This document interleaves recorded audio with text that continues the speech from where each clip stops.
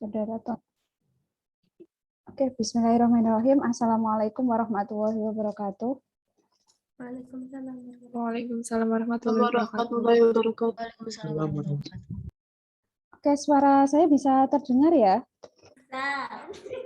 Bisa, Bu. Oke, sebentar ya. Ini saya ambil pen tab dulu. Pen tabnya kok nggak ada di yang bentar.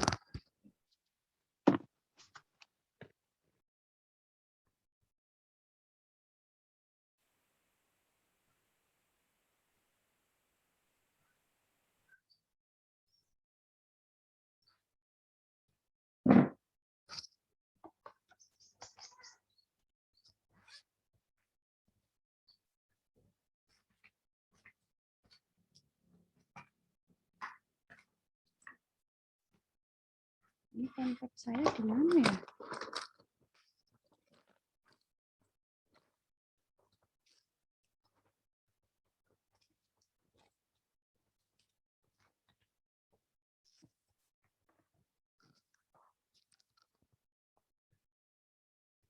Oke, udah ketemu pen tabnya. Oke, untuk perkuliahan hari ini di pertemuan ke-10 kita ini yang lain pada kemana nih? Baru 44 orang. Berarti kurang berapa ini? Kok 4 jadi 40. Kurang 6. Ya, semoga nanti yang belum join bisa segera join. Silakan nanti temannya dikasih tahu ya. Oke, saya izin share screen dulu untuk materi perkuliahan kita hari ini. Bentar, mau saya bersama. Oke, sudah terlihat belum di tempat saudara? Sudah, Ibu. Sudah, Bu. Ya, hari ini kalau minggu kemarin saudara sudah belajar mengenai analisis varian. Di pertemuan minggu ini kita sudah mulai masuk ke materi yang menurut saya ini agak butuh konsentrasi cukup tinggi karena ini yang menjadi salah satu yang sering sekali nanti saudara mungkin atau kakak kelas saudara yang sudah menyelesaikan skripsi itu pasti menggunakan salah satu analisis ini, menggunakan uji ini, yaitu uji korelasi regresi gitu. Makanya ini nanti akan saya coba, meskipun slide-nya cukup banyak, insya Allah nanti akan selesai dalam waktu 3 SKS ini. Kemudian nanti di akhir perkuliahan kita itu juga akan ada tugas yang harus saudara selesaikan. Tentunya itu juga tugasnya ada perhitungan manual dan ada perhitungan menggunakan SPSS itu. Nah, akan saya mulai. Jadi bahasan kita hari ini mohon maaf, ini belum saya edit, itu dosanya sebenarnya banyak yang mengampu mata kuliah statistika ekonomi, cuma ini nama Prof. Rusdiarti belum saya masukkan. Gitu. Nah, kita fokus ke materi aja ya. Ini jadi yang menjadi topik bahasan kita hari ini itu adalah korelasi. Korelasi atau yang dalam bahasa Indonesia itu kita sering menyebutnya korelasi itu adalah hubungan. Nah, nanti kalau kita berbicara masalah korelasi, nanti erat kaitannya dengan regresi. Itu ya. Nih, sebelum saya masuk lebih jauh, saya akan memberikan ilustrasi. Ada dua contoh ya yang akan saya jelaskan ke saudara. Kalau silakan nanti saudara pilih apakah itu korelasi atau regresi. Kalau regresi itu adalah sebab akibat. Sebab akibat. Itu ya. Jadi kalau korelasi itu hanya hubungan, tapi kalau di regresi itu sudah ada, di sini regresi itu ada hubungan juga, ada hubungan, tapi hubungannya itu sudah lebih jauh, jadi sudah lebih detail, yaitu mengenai hubungan sebab akibat. Gitu. Nah, saya akan memberikan ilustrasi ya. Misalkan di sini, siapa ya? Cowoknya siapa sih ini? Taufik ya? Taufik ada nggak sih, Taufik? Taufik ada nggak? Hadir, Bu. Taufik. Oke, Taufik ya. Misalkan Taufik sama siapa sih? Sama siapa? Fik, pacarmu siapa, Fik? Atau gebetannya Taufik siapa, Fik? Fik yang di Nggak kelas punya, Bu. ini? Masa? Oke, atau misalkan sama siapa ya? Saya pilih aja lah sama Sekar ya. Anissa Sekar ada? Anissa Sekar. Oke, Ada, Bu. oke. Jadi antara Taufik sama Sekar ya. Silakan nanti diperhatikan dengan baik. Ilustrasi yang pertama, ini dua-duanya kasusnya sama. Jadi kasusnya itu antara Taufik sama Sekar. Kasus yang pertama itu adalah ternyata enggak ya, ya hari ini itu Taufik sama Sekar itu bahagia banget hari ini. Hari ini tuh mereka bahagia banget.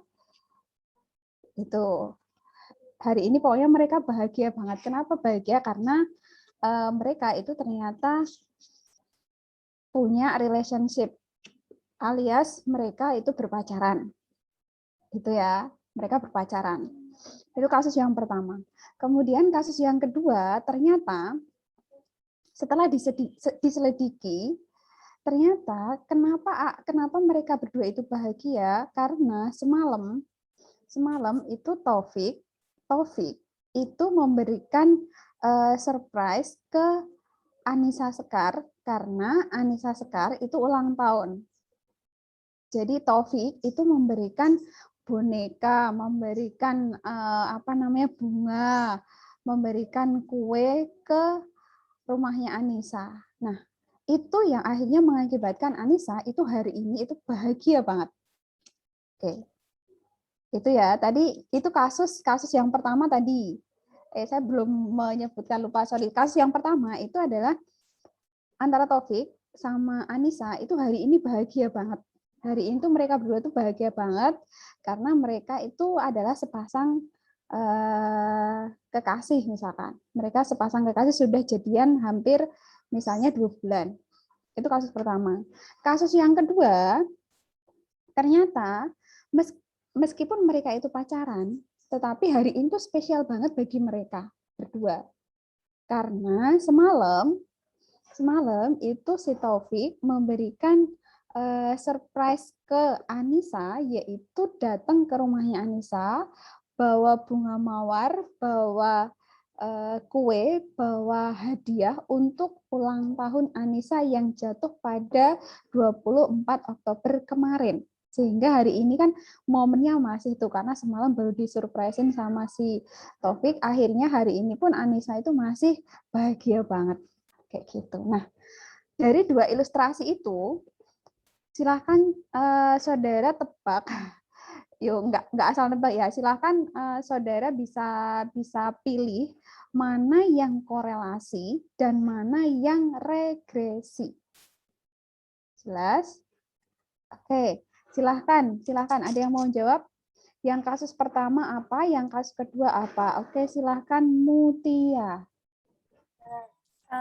Iya Bu, saya izin berpendapat kalau yang kasus pertama itu korelasi, yang kedua baru regresi, soalnya ada hubungan sebab akibat tadi yang kedua regresi. Oke, sekalian jawab ya. Kalau yang Mutia tadi saya menegaskan di sini, kalau yang regresi tadi ada hubungan sebab akibat. Nah, itu sebab akibatnya seperti apa, Mutia? Siapa di sini yang menyebabkan dan siapa yang akhirnya terpengaruh di sini? Yang menyebabkan itu Taufiki karena dia memberi hadiah sama Sekar tadi. Akhirnya akibatnya di Sekar bahagia gitu. Oke, ya ada yang berpendapat lain dari pendapatnya Mutia? Atau yang ada milih kasus yang pertama itu regresi, kasus yang kedua korelasi? Ada atau semuanya sepakat sama Mutia? Sepakat? Sepakat atau enggak nih? Oke, si Sekar sepakat ya, karena ini contohnya adalah Sekar. Sekar sama Taufik, ini pacaran enggak? Sekar sama Taufik enggak ya? Enggak, Bu. Oh enggak. Tak kira lagi PDKT. Lagi PDKT si Taufik sama Sekar. Ternyata enggak. Atau Sekar udah ada mungkin udah ada yang lainnya selain Taufik memperjelas. Oke. Oke, itu ya. Jadi jawabannya Mutia itu tepat sekali ya. Jadi kasus yang pertama tadi itu adalah korelasi. Jadi kenapa kasus yang pertama korelasi? Itu hanya hubungannya bahwa Anissa Sekar sama Taufik itu adalah mereka punya hubungan. Mereka punya hubungan yaitu mereka pacaran. Meskipun hari ini tuh mereka bahagia, tapi kan saudara tidak tahu sebenarnya siapa yang menyebabkan keduanya itu bahagia. Apakah si Taufiknya dulu membuat Sekar bahagia atau Sekarnya dulu yang membuat Taufik bahagia, itu kan nggak jelas. Itu karena di sini hanya dipaparkan bahwa si Sekar sama si Taufik itu punya relationship. Itu. Kemudian yang kedua itu yang disebut dengan regresi. Itu. Nah, di sini sudah jelas bahwa di dalam regresi itu ada hubungan sebab akibat. Di mana di sini variabel independen. Nah, nanti kalau kita sudah membahas mengenai uji korelasi maupun uji regresi ini, saudara tidak boleh sampai salah apa itu yang disebut dengan variabel independen dan apa itu yang disebut dengan variabel dependen. Kalau independen itu nama lainnya adalah variabel bebas. Ini variabel ya. Variabel, ini variabel juga. Variabel bebas atau eksogen. Biasanya ada yang menyebutkan eksogen. Kalau independen itu nama lainnya adalah variabel terikat. Jangan sampai kebalik, biasanya saudara kebalik. Variabel independen itu biasanya kalau kita sering mensimbolkan dengan X, kalau dependen itu Y. Itu hanya simbol saja ya. Jadi ketika saudara mau mengganti, Bu, kalau misalkan nanti ketika uji saya ingin mengganti X jadi A, boleh nggak? Boleh. Tapi di situ sudah harus ada keterangan bahwa A itu adalah variabel apa, kemudian Y itu misalkan saudara ganti dengan B, itu juga tidak ada masalah. Gitu ya. Nah, di sini kembali lagi ke kasus yang kedua, regresi tadi. Bahwa ketika di situ sudah ada hubungan sebab akibat, berarti itu ada yang namanya variabel independen dan ada variabel dependen. Kalau yang dikorelasi tadi itu kan kita belum jelas ya. Belum jelas di situ siapa independennya dan siapa dependennya. Tetapi kalau di regresi itu sudah jelas bahwa di sini yang menjadi variabel independennya itu adalah si Taufik tadi. Yaitu Taufik memberikan bunga, memberikan kue, memberikan hadiah ke variabel dependen. Variabel dependennya siapa? Yaitu Sekar. Sehingga hari ini kan mereka bahagia. Itu. Sampai sini jelas ya? Oke. Nah, korelasi adalah sebuah teknik analisis yang digunakan untuk mencari hubungan. Ini. Jadi kalau korelasi itu hubungan ya. Sorry, ini saya balik dulu ke regresi, mumpung masih ingat. Jadi kalau korelasi, kalau yang namanya korelasi itu belum tentu korelasi itu belum tentu ada regresi. Korelasi itu belum tentu ada regresi. Tetapi kalau regresi itu sudah pasti ada korelasi. Oke. Saya ulangi lagi ya. Kalau korelasi itu belum tentu ada regresi, tapi kalau regresi itu sudah pasti ada korelasi. Oke, silahkan bisa dicatat di buku saudara masing-masing. Oke, kita masuk ke fokus ke korelasi. Jadi kalau korelasi itu adalah teknik statistik yang digunakan untuk mencari hubungan antar dua variabel atau lebih. Jadi ini bisa dua variabel atau lebih. Kalau dua variabel itu nanti disebut dengan linear sederhana.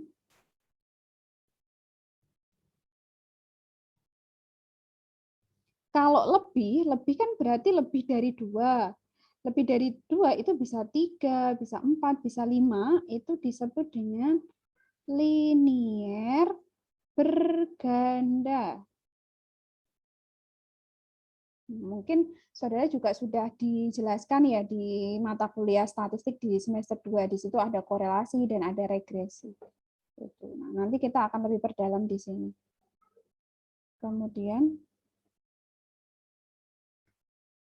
contohnya di sini, misalkan curah waktu belajar dengan hasil belajar, minat terhadap frekuensi bertanya, frekuensi kuliah terhadap rata-rata IPK, tingkat percaya diri dengan frekuensi bertanya, dan lain sebagainya. Itu. Kemudian hubungan, contoh yang lain, misalkan di sini, kalau tadi kan berhubungan dengan pendidikan, kalau ini misalkan berhubungan dengan ekonomi, di situ ada suku bunga dengan inflasi, ada inflasi dengan tingkat kemakmuran, ada inflasi. Nah, ini nih yang ketiga. Kalau yang ketiga itu sudah kalau 1 sampai 2 itu sederhana, dia linier sederhana. Kalau yang ketiga ini dia sudah linier berganda.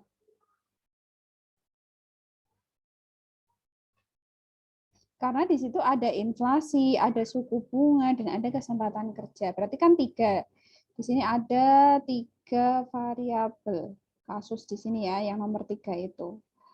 Kemudian yang nomor 4, tingkat pengangguran terhadap pendapatan per kapita. Itu berarti dia masuknya linier sederhana. Gitu. Nah, di sini saya akan memberikan contoh, langsung saya berikan contoh. Kita akan menghitung korelasi antara suku bunga dengan kredit. Suku bunga dengan kredit ya. Nah, di sini saya sudah tampilkan datanya. Di sini ada suku bunga, ada 9, kredit pun juga ada 9, berarti di sini jumlahnya ada 9 sampel. Kemudian ini ya, jadi nanti ini berarti masuknya ke linier sederhana, karena hanya ada 2. Linier sederhana. Nah, nanti kita bisa lihat dari data itu, nih, jika suku bunganya 8, maka kreditnya 4,1. Jika suku bunganya ini, jika suku bunganya ini kan semakin naik ya, dia semakin naik ke bawah, ini ya, dari 1 sampai 10, dia itu semakin naik ya datanya ya. Ini bukan ke atas, tapi ke bawah ya. Jadi datanya dia semakin naik. Tapi kalau kita lihat di kredit, jika 8 4,1, kemudian dia turun sampai 1,2, ini turun. Ya kan? Jadi variabel yang satu, ini misalkan ya saya suku bunga saya simbolkan dengan X, biar gampang. Ini X, ini Y, kredit ini Y, ini Y. Jadi kalau misalkan suku bunganya itu dia semakin naik, maka kreditnya dia akan semakin turun. Begitu ya. Jadi hubungannya adalah hubungan yang negatif kalau kita lihat dari data ini. Ini adalah hubungan yang negatif. Jadi yang satu naik, yang satu turun. Kalau ini misalkan suku bunganya naik, kreditnya naik, baru hubungannya positif. Tapi karena di sini salah satunya itu naik, sedangkan variabel yang lain itu turun, maka ini di sini adalah hubungannya negatif. Sehingga kalau kita gambarkan kurva, itu kurvanya akan seperti ini. Kurvanya ini turun ke sini. Kayak gitu. Jadi kalau ini hubungan yang negatif ya.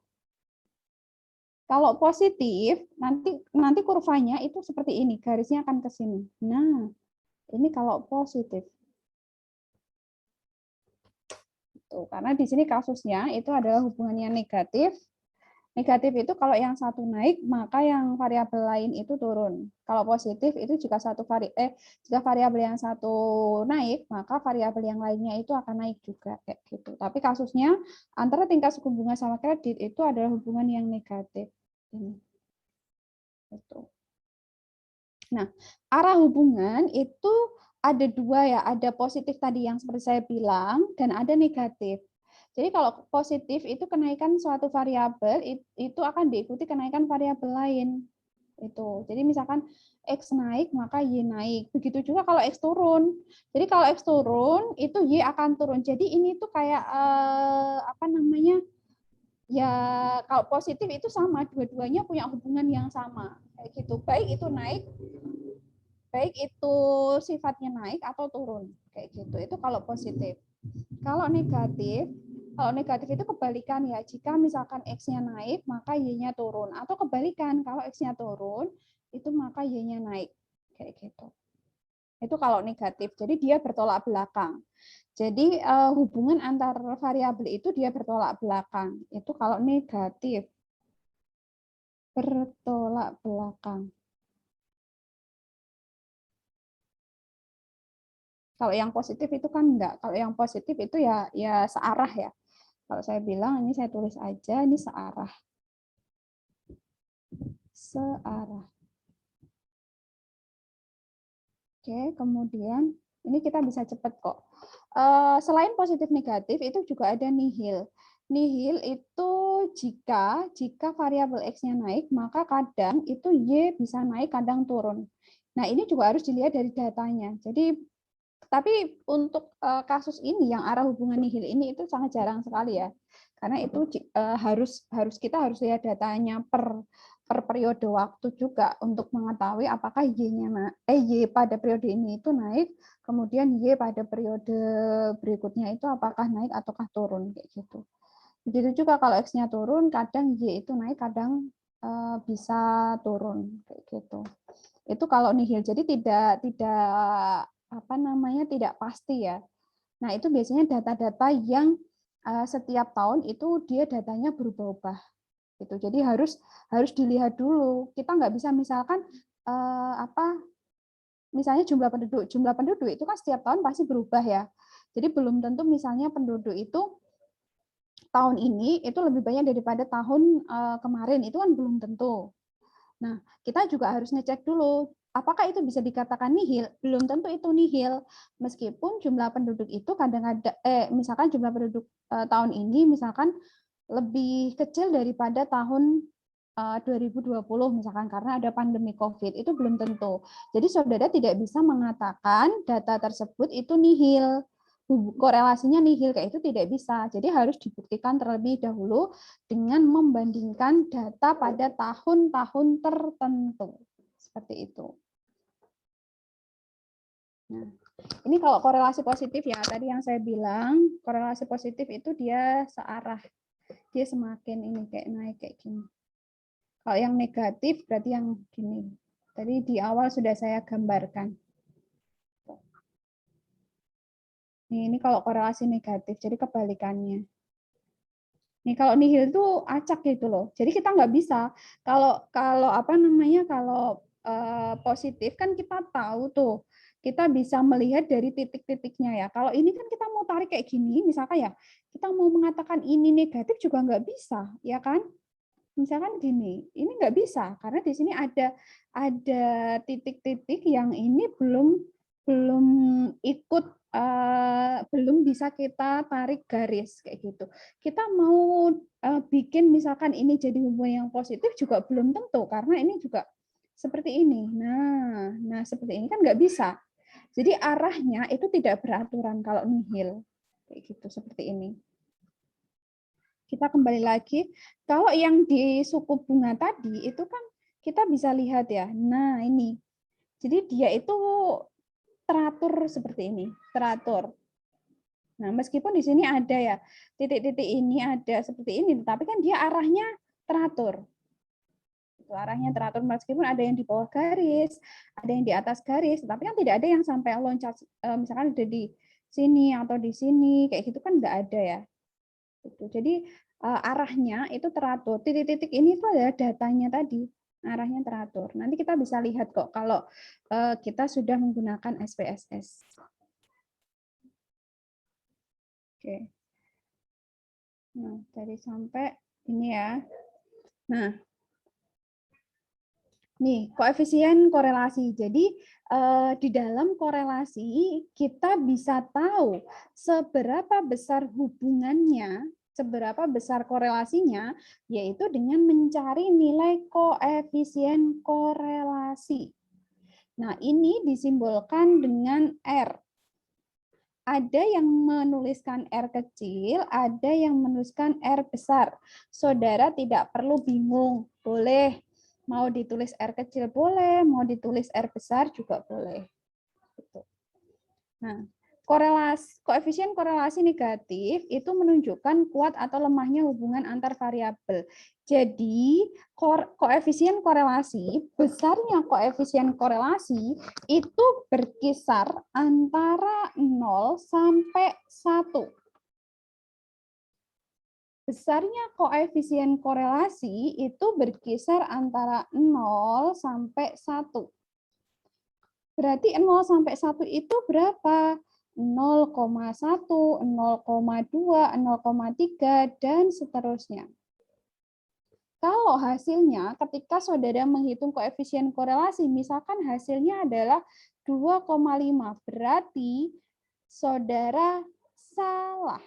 Karena tidak mungkin nilai dari koefisien korelasi itu lebih dari 1. Tidak mungkin. Jadi 1 itu kalau di dalam statistik itu artinya 100%. 100% itu kan 100 per 100. Itu artinya sama dengan 1. Gitu. Kalau 2,5 itu kan berarti lebih dari 100 ya. Berarti sudah pasti saudara salah. Gitu. Nah, di dalam koefisien korelasi itu bisa kalau antara 0 sampai 1 itu bisa bernilai positif, bisa bernilai negatif. Contoh, kalau yang positif kan ini ya 0,1, 0,2, 0,3 dan seterusnya. Kalau negatif berapa? Berarti ya minus 0,1, minus 0,2, minus 0,4 dan seterusnya. Gitu. Nah, kalau minus 1 berarti hubungannya negatif sempurna ya. Pokoknya intinya kalau 1 benar-benar 1 kan artinya 100% itu sempurna. Kalau 0,0 itu nihil atau tidak berhubungan. Kalau positif 1 berarti hubungan positif yang sempurna. Jadi nilainya saudara tidak usah bingung ketika hasilnya itu negatif. Negatif misalkan 0,7 atau 0, berapa, tetapi pastikan hasilnya itu tidak lebih dari 1. Pokoknya kalau lebih dari 1, meskipun itu 1,02 pun berarti saudara sudah pasti salah. Sudah pasti. Jadi saya tidak perlu melihat pekerjaan saudara selanjutnya ya, ini sudah pasti salah nih. Berarti saudara harus lebih teliti lagi dalam perhitungan. Nah, untuk menentukan apakah hubungannya itu, misalkan apakah hubungannya itu negatif atau positif, kan tadi silakan saudara bisa lihat. Jadi hasilnya itu apakah hasilnya kalau negatif, kalau positif berarti positif. Itu misalkan minus 0,757, oh berarti ini masuknya negatif, ya kan? Karena negatif. Nah, negatif itu ada 2. Apakah negatif kuat ataukah negatif lemah? Jadi kalau negatif kuat itu antara 1, minus 1 sampai minus 0,5. Kalau lemah, ini berarti antara gini, biasanya kalau lemah itu adalah 0,0 sampai 0, minus ya. 0, nih. Kalau hasilnya kalau kuat itu berarti mulainya adalah dari minus 0,51. Ini. Biar saudara nanti nggak bingung. Nah, karena di sini hasilnya adalah minus 0,757, oh berarti ini masuk ke dalam kategori di sini, ya kan? Oh berarti ini adalah hubungannya adalah hubungan negatif kuat. Nah, contoh lain, kalau hasilnya adalah 0,279. Oh, berarti ini masuknya ke ini positif lemah. Ini. Karena dia kurang dari 0,5. Gitu ya. Ini gampang. Nah, saudara, itu ketika nanti melihat beberapa referensi yang lain, saudara tidak usah bingung. Kalau di sini saya hanya membaginya hanya ada dua, yaitu ada lemah dan ada kuat, entah itu positif atau negatif, saudara tidak usah bingung. Ketika nanti di referensi yang lain itu ada yang menyebutkan ada kategorinya misalkan 0,0 sampai 0,2, misalkan di situ sangat lemah. Sangat lemah. Kemudian 0,21 sampai 0,4 misalkan lemah. Kemudian 0,41 sampai 0,7 misalkan sedang. Ada 0,71 sampai 0, ini kayaknya bentar. Ya, 0,9 ini berarti kuat. Kemudian 0,91 sampai 1 ya, 1,0 itu sangat kuat. Jadi saudara tidak usah bingung ya. Tidak usah bingung ketika nanti ada yang membaginya jadi dua, ada kuat dan ada lemah, tapi di referensi yang lain itu juga ada yang membaginya menjadi 5, yaitu ada sangat lemah, lemah, sedang, kuat, atau sangat kuat. Terus kalau saudara bingung, saya sarankan saudara pakai ini saja. Pakai yang ini.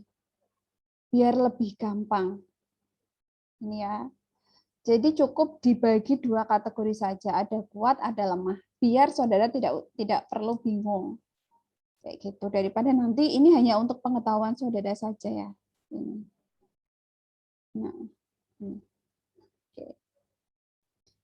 Nah, kalau kita tadi sudah mengetahui koefisien korelasi, di sini saya tampilkan rumus untuk menghitung koefisien korelasi dengan menggunakan dua variabel. Ini dua variabel ya, dua variabel ini.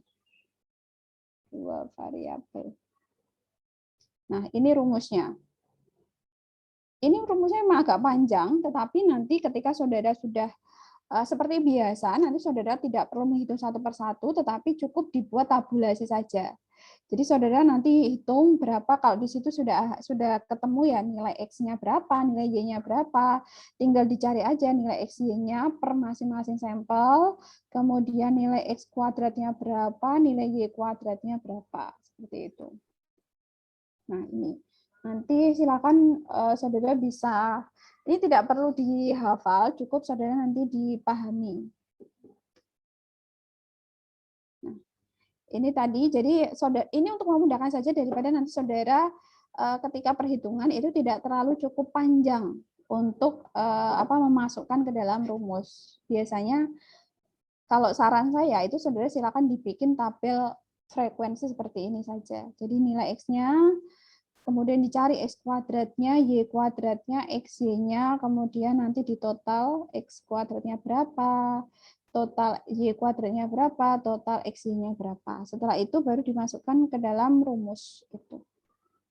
Ini saya berikan contoh perhitungan ini ya. Ini yang sudah jadi dari kasus. Saya memberikan contoh di sini datanya sudah ada. Ini respondennya ada 16 responden. Nilai X, nilai Y, kemudian nilai X kuadrat, nilai Y kuadrat, sama X-nya ini sudah ketemu. Totalnya di sini sudah ada ya. Nah, ini totalnya. Jadi nanti saudara tinggal memasukkan ke rumus ini saja. Itu. Jadi hasil dari ini tinggal dimasukkan ke dalam rumus. Ini ya, ini sudah. Ini saya biar cepat saja, ini sudah saya masukkan ke rumusnya. Hasilnya adalah ini. Kira-kira ini hasilnya positif atau negatif? Ini positif atau negatif? Positif, Bu. Berarti hubungannya positif kuat atau positif lemah? Kuat, Bu, karena 0,8. Oke, ini berarti hubungan positif kuat. Jadi nanti interpretasinya ya ini interpretasinya.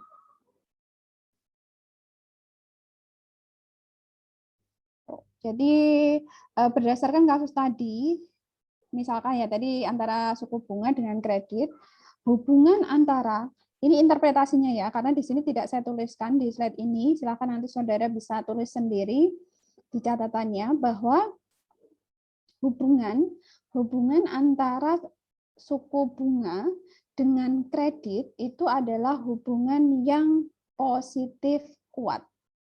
Dah. Itu interpretasinya. Itu ya. Jadi hubungan interpretasinya itu kalau nilai koefisien korelasinya atau R-nya itu sama dengan 0,8517. Artinya atau interpretasinya adalah bahwa hubungan antara suku bunga dan kredit itu adalah hubungan yang positif kuat. Oke, sudah? Oke, itu interpretasinya. Oke. Kemudian kita akan menentukan, karena di sini kan kita juga tetap harus menguji hipotesisnya, ya kan? Jadi apakah benar bahwa apakah ada berarti hipotesisnya ini kan untuk menguji hipotesis saya terus di sini aja ya, hipotesisnya berarti ada hubungan antara suku bunga dan kredit. Ini berarti HA. HO tidak ada hubungan.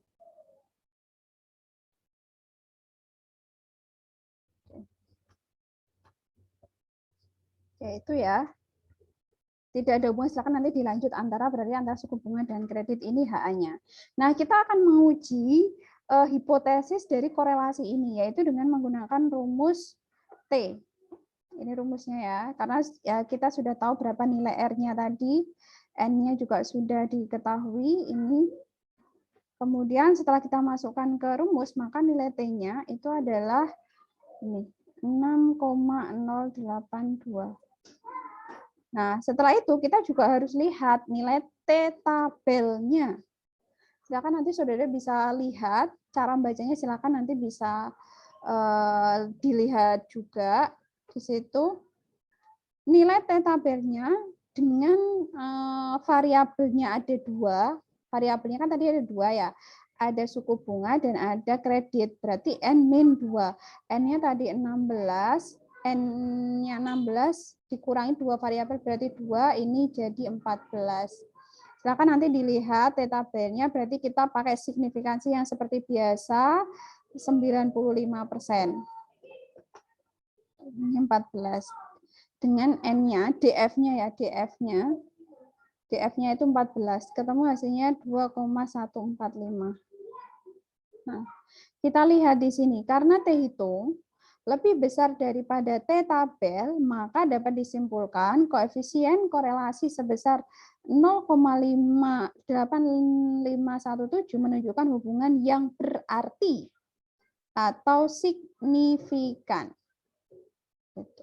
Menunjukkan hubungan yang berarti atau signifikan. Berarti ini asumsinya adalah HA diterima.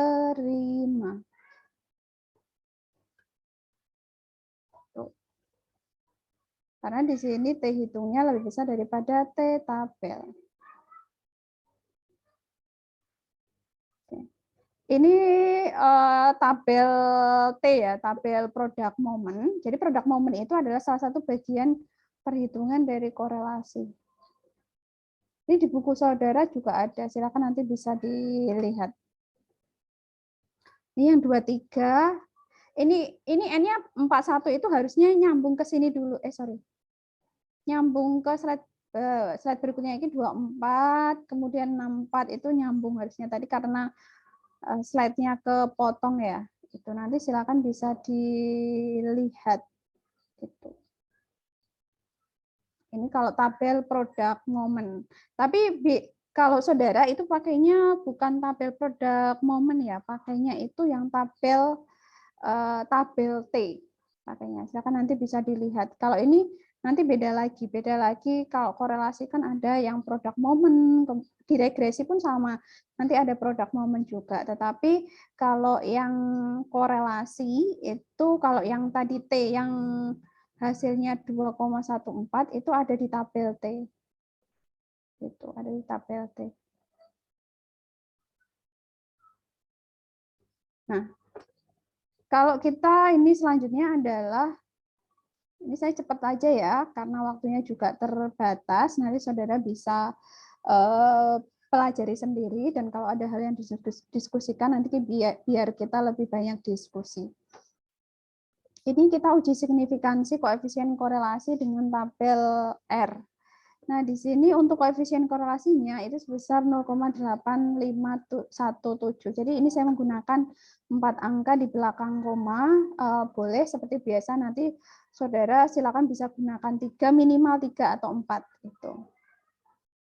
Itu dengan tabel R ya. Tabel R itu berarti kalau kita pakai produk momen tadi ya. Karena di sebelumnya kan kita pakai tabel T. Kalau ini kita pakai tabel ini yang produk momen ini kan tabel R ini. Nah, tabel R kita lihat di sini dengan signifikansi 0,05 dengan N-nya sebesar ini.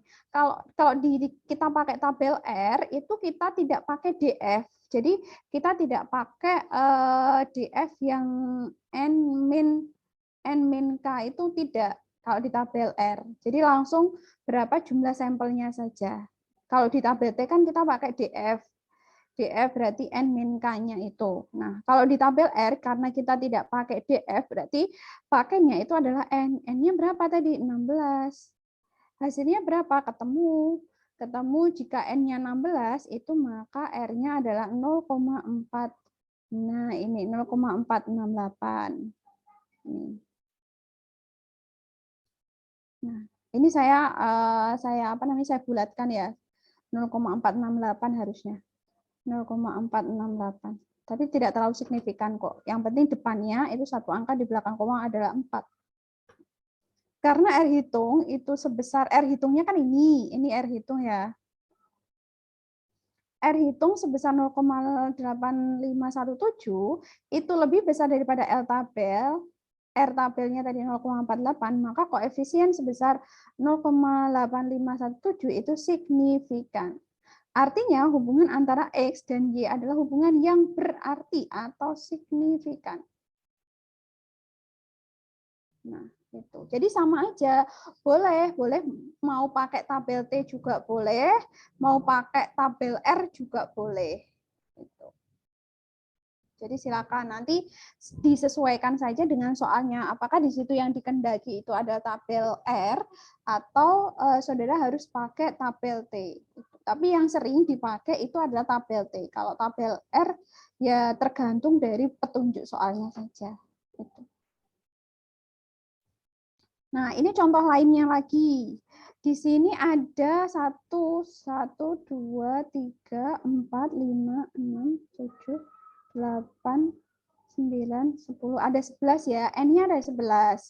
Di sini korelasinya ada dua variabel. Ada bunga dan ada nilai investasi. Meskipun angkanya cukup tinggi, tetapi nanti angka yang muncul di latihan soalnya insya Allah tidak terlalu panjang kayak gini ya. Nanti saya bulatkan saja biar saudara gampang menghitungnya. Kemudian dicari nilai X kuadratnya, nilai Y kuadratnya, nilai X-nya. Ini langsung saya hitungkan ini hasilnya. Nah, baru kita masukkan ke ini. Nah, ini kalau kita pakai SPSS ya. Kalau tadi kan kita perhitungan manual. Kalau ini kita pakai SPSS sama langkah-langkahnya. Jadi saudara buka SPSS, di sini ada variable view, ada data view. Silakan diedit dulu yang variable view-nya dulu, boleh. Atau saudara input datanya juga boleh. Yang penting data view sama variable view-nya itu jangan sampai kelupaan. Sama, jadi nanti di situ namanya di sini boleh. Tingkat suku bunga langsung ditulis tingkat suku bunga boleh, atau saudara ganti X juga boleh. Ini X, ini Y. Jadi nanti tingkat suku bunganya itu taruh aja di labelnya, dipindah ke sini. Ini yang versi panjangnya lah istilahnya ya. Itu tingkat suku bunga. Kalau yang investasi ini taruh di labelnya investasi. Biar saudara tidak perlu bingung. Itu. Jadi ini biar ringkas saja, ini X, ini Y, boleh. Itu. Desimalnya kalau mau pakai desimal juga boleh, kalau tidak pakai desimal ya ini sama dienolkan. Itu. Nah, ini baru silakan kalau datanya sudah ada di Excel, silakan langsung di-copy saja. Tapi kalau datanya belum diketik di Excel, saudara bisa ketik langsung diketik di sini, di data view sini ya. Di data view, jangan sampai kelupaan. Tuh, nah, setelah itu silakan kalian klik analyze. Klik analyze tuh ini. Nah, ini ya. Nanti di situ akan muncul klik analyze, kemudian pilih correlate dan pilih juga bivariate itu. Nah, ini. Analyze ini pilih yang correlate. Kan di sini correlate banyak, ada bivariate, ada partial, ada distinct. Silakan pilih yang bivariate. Nah, ini silakan dimasukkan. Ini kan masih di kotak sebelah sini. Yang dua variabel ini silakan dipindah ke kolom variabel. Tinggal diklik ininya aja, panahnya aja. Setelah itu udah di OK. Nah, nanti akan keluar hasilnya ini. Nah, ini juga sama, tingkat suku bunga investasi, tingkat suku bunga terhadap suku bunga. Jadi cara membacanya ya, kalau tingkat suku bunga terhadap tingkat suku bunga, ini ya, ini kan garis lurus nih. Tingkat suku bunga terhadap tingkat suku bunga itu pasti satu. Dimanapun, kalau satu variabel itu dihubungkan, pasti hasilnya akan sempurna, yaitu satu. Tapi kalau suku bunga dengan investasi ini adalah minus 0, nah ini minus 0,892. Begitu juga dia mau dibolak-balik seperti apapun sama. Jadi mau investasi dulu, mau suku bunga dulu itu sama. Dibolak-balik juga sama. Kalau tadi itu kan tingkat suku bunga dulu, baru investasi. Kalau ini investasi ke suku bunga, sama hasilnya. Jadi mau siapa dulu yang pertama, itu hasilnya pasti sama. Kalau investasi terhadap investasi itu ya satu, karena variabelnya sama. Tuh ya. N-nya tadi juga ada 11, cocok. Nah ini. Koefisien korelasi persen itu hasilnya adalah negatif. Ini ya, ini salah nih, sorry. Negatif 0,892 karena signifikansinya itu adalah kurang dari 0,05, jadi dapat disimpulkan tingkat suku bunga itu memiliki hubungan negatif signifikan atau negatif kuat. Ini gampang kalau korelasi tuh. Nah, ini. Jadi ini interpretasinya ya. Interpretasinya. Jadi kalau hubungan negatif signifikan artinya jika suku bunga itu turun, maka bunga itu akan diikuti naiknya investasi. Tingkat suku bunganya turun, misalkan di sini tingkat suku bunga, jika suku bunganya turun, maka investasinya itu naik, ya kan? Jika suku bunganya naik, maka investnya itu turun kayak gitu. Cuma di kasus ini itu saudara nanti bisa lihat apakah suku bunganya itu naik, kemudian investasinya turun atau seperti apa itu. Nah, gunanya koefisien korelasi, ini kenapa sih kita butuh yang namanya koefisien korelasi? Itu yang pertama adalah untuk prediksi, forecasting ya. Kalau dalam istilah statistik itu adalah forecasting. Yang kedua adalah ini bukan hubungan sebab akibat. Jadi kalau hubungan sebab akibat itu adalah regresi. Sehingga kalau dikorelasi itu hanya untuk prediksi saja. Nanti di regresi pun kita bisa kok digunakan untuk prediksi. Tetapi kalau dikorelasi itu gunanya adalah untuk memprediksi kira-kira apakah hubungan antara A dan B itu hubungannya apakah positif atau negatif. Kemudian yang kedua, oh ternyata itu bukan merupakan hubungan sebab akibat karena dia hanya sebatas hubungan saja. Jadi kita belum tahu nih siapa yang mengakibatkan apakah suku bunga itu variabel independennya atau dependennya itu. Tapi kalau di regresi nanti jelas independennya itu siapa, dependennya itu siapa gitu. Oke, itu saja materinya. Nah, di sini di slide akhir itu saya sudah menampilkan data. Silahkan saudara hitung. Ini ya. Ada sampelnya ada 58. Mohon maaf ini cukup banyak. Silahkan saudara nanti hitung yang pertama. Saya tulis di sini aja ya, nggak apa-apa. Saudara hitung dengan saudara cari koefisien korelasinya. Sebentar. Cancel aja. Keep. Sorry. Yang pertama itu saudara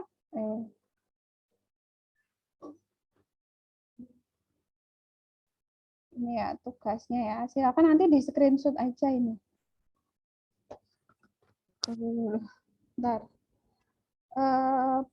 Yang pertama itu hitung koefisien korelasinya. Kemudian yang kedua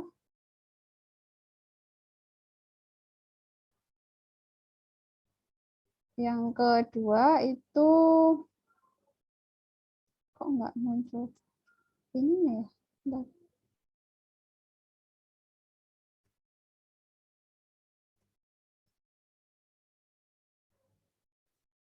Yang kedua uji hipotesisnya.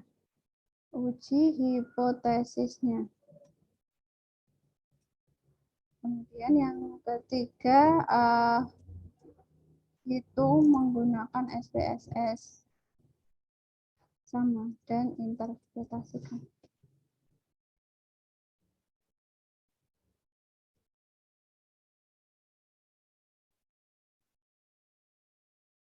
Kok gak mau ini? Ya udah manual aja lah.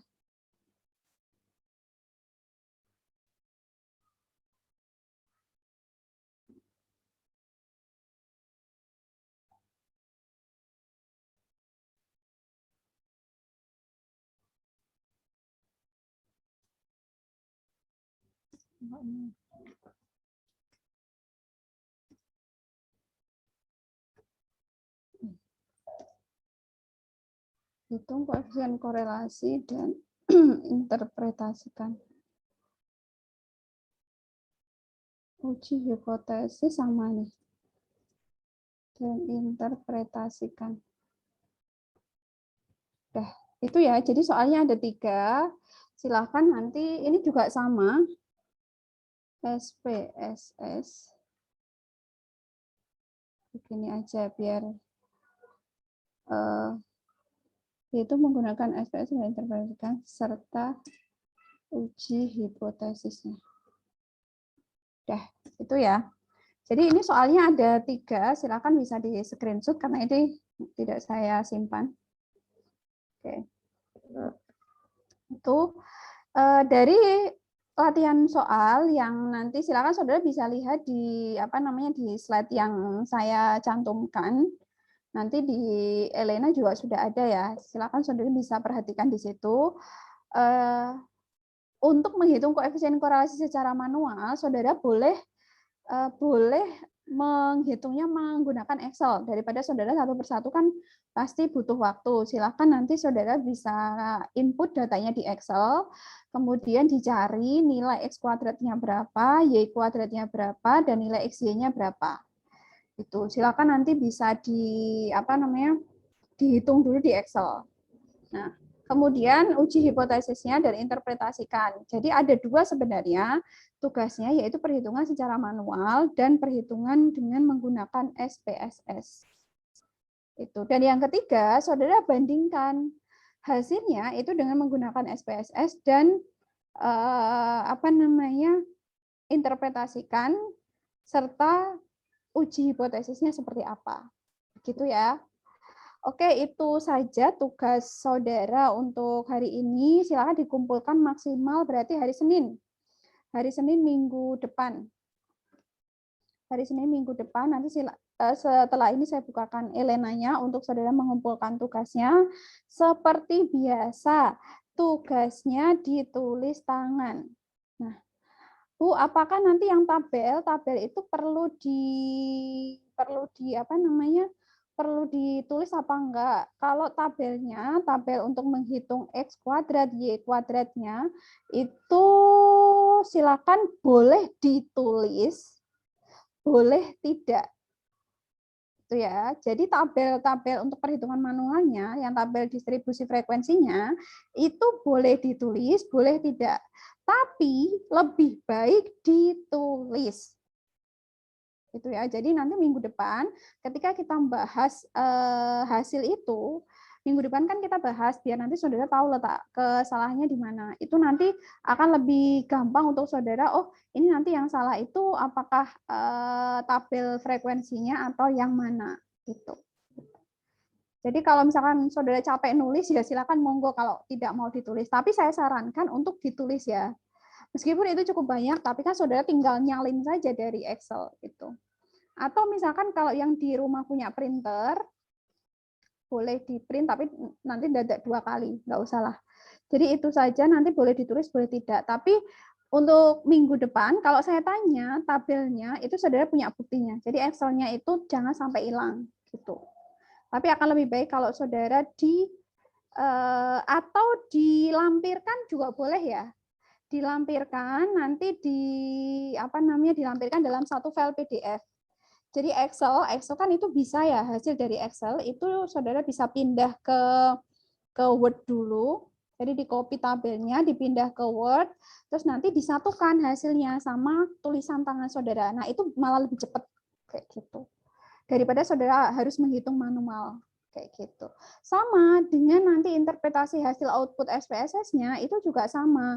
Hasil output SPSS-nya itu tidak perlu diketik ulang, silakan dari software SPSS-nya itu di-copy saja ke Word, nanti dari Word itu di-combine. Jadi saudara bisa pakai Nitro file, Nitro PDF ya. Jadi ngumpulinnya jangan per file ya. Kalau per file itu nanti saya ngoreksinya kelamaan, nanti susah. Jadi silahkan satu saja, kan saudara bisa mengkombinasikan beberapa file jadi satu kayak gitu. Jadi nanti silahkan di combine filenya. Itu.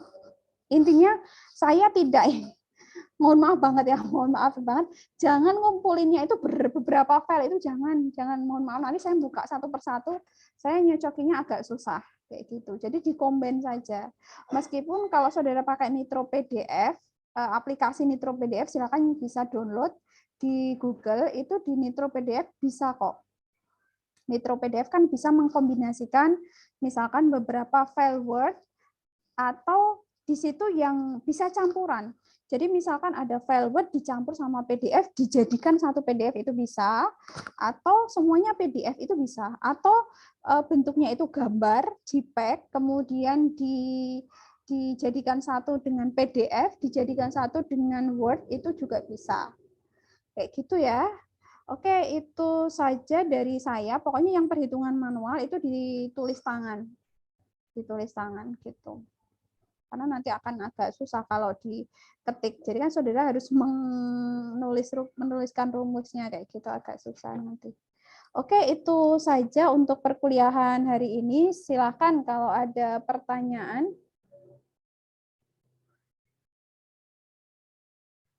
Cukup. Nanti untuk pengumpulan tugasnya maksimal hari Senin. Maksimal hari Senin berarti tanggal berapa ya? Bentar. Nanti saya cantumkan di Elena. Hari Senin tanggal 1 ya. Pokoknya hari Senin minggu depan hari Senin jam berapa ya? Jam 12 malam. Itu hari Senin jam 12 malam. Biar kok hari Senin, sorry, hari ini kan hari Senin ya. Hari Minggu, sorry, hari Minggu. Jadi nanti pengumpulannya maksimal hari Minggu jam 12 malam. Biar nanti di hari Seninnya kita bisa bahas bareng-bareng. Oke, itu saja dari saya. Silakan kalau ada pertanyaan yang ingin disampaikan. Ada atau tidak? Cukup? Oke. Kalau cukup, saya akhiri perkuliahan kita hari ini. Ini mulangnya sudah saya akhiri, minta tolong untuk segera divalidasi ya, biar tidak terlupa. Oke, itu saja dari saya. Sampai ketemu minggu depan. Wassalamualaikum warahmatullahi wabarakatuh. Waalaikumsalam warahmatullahi wabarakatuh. Terima kasih Bu Nina. Oke.